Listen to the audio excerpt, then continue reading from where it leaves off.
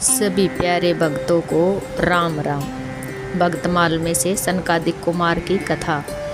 अनेक जन्मों के किए हुए पुण्यों से जब जीव के सौभाग्य का उदय होता है, वह सत्पुरुष का संग प्राप्त करता है, तब अज्ञान के मुख्य कारण रूप मोह एवं मद के अंधकार को नाश करके उसके चित्त में विवेक के प्रकाश का उदय होता है। सृष्टि के प्रारंभ में ब्रह्मा जी ने जैसे ही रचना का प्रारंभ करना चाहा, उनके संकल्प करते ही उनसे 4 कुमार उत्पन्न हुए, सनक, सनंदन, सनातन एवं सनत कुमार। ब्रह्मा जी ने सहस्त्र दिव्य वर्षों तक तप करके हृदय में भगवान शेष साई का दर्शन पाया था। भगवान ने ब्रह्मा जी को भागवत का मूल ज्ञान दिया था। इसके पश्चात ही ब्रह्मा जी मानसिक सृष्टि में लगे थे। ब्रह्मा जी का चित्त अत्यंत पवित्र एवं भगवान में लगा हुआ था। उस समय सृष्टिकर्ता के अनंत करण में शुद्ध सतगुण ही था। फलत उस समय जो 4 कुमार प्रकट हुए, वे शुद्ध सतोगुण के स्वरूप हुए। उनमें रजोगुण तथा तमोगुण था ही नहीं, न तो उनमें प्रमाद, निंद्रा, आलस्य आदि थे, न सृष्टि के कार्य में उनकी प्रवृत्ति थी। ब्रह्मा जी ने उन्होंने सृष्टि करने को कहा तो उन्होंने सृष्टिकर्ता की यह आज्ञा स्वीकार नहीं की। विषय में ज्ञान की परंपरा को बनाए रखने के लिए स्वयं भगवान ने ही इन 4 कुमारों के रूप में अवतार धारण किया था। कुमारों की जन्मजात रुचि भगवान के नाम तथा गुण का कीर्तन करने, भगवान की लीलाओं का वर्णन करने एवं उन पावन लीलाओं को सुनने में थी। भगवान को छोड़कर एक क्षण के लिए भी उनका चित्त संसार के किसी विषय की ओर जाता ही नहीं। ऐसे सहज स्वभाव सिद्ध विरक्त भला कैसे सृष्टि कार्य में कब लग सकते थे। उनके मुख से निरंतर हरि शरणम यह मंगलमय मंत्र निकलता रहता था। वाणी इसके जप से कभी विराम लेती ही नहीं, चित्त सदा श्री हरि में लगा रहता है। इसका फल है कि 4 कुमारों पर काल का कभी कोई प्रभाव नहीं पड़ता। वे सदा 5 वर्ष की अवस्था के ही बने रहते हैं। भूख, प्यास, सर्दी, गर्मी, निंद्रा, आलस्य, कोई भी माया का विकार उनको स्पर्श तक नहीं कर पाता।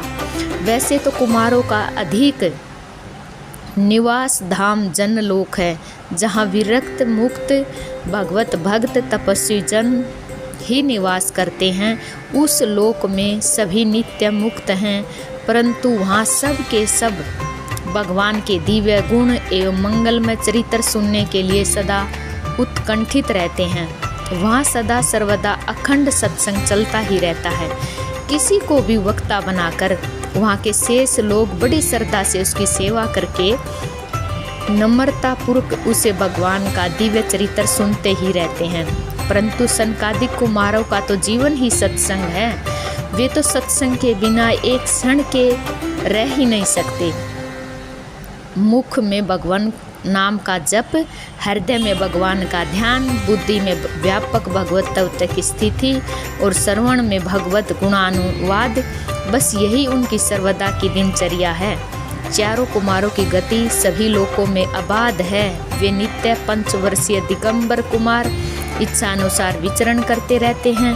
पाताल में भगवान शेष के समीप और कैलाश पर भगवान शंकर के समीप बहुत अधिक रहते हैं। भगवान शेष एवं शंकर जी के मुख से भगवान के गुण एवं चरित्र सुनते रहने से उनकी कभी तृप्ति ही नहीं होती। जनलोक में अपने में से किसी को वक्ता बनाकर भी वे श्रवण करते हैं। कभी कभी किसी परम अधिकारी भगवत भगत पर कृपा करने के लिए वे पृथ्वी पर भी पधारते हैं। महाराज पृथ्वी को उन्होंने ही तत्व ज्ञान का उपदेश किया। देव ऋषि नारद जी ने भी कुमारों से श्रीमद् भागवत का श्रवण किया। अन्य भी अनेक महाभाग कुमारों के दर्शन से एवं उनके उपदेशा अमृत से कृतार्थ हुए।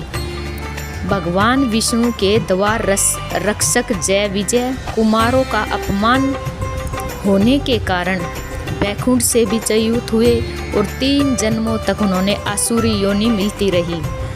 सत्संगति मूद मंगल मूला, सोई फल सिद्ध सब साधन फूला। सनकादिक चारों कुमार भक्ति मार्ग के मुख्याचार्य हैं।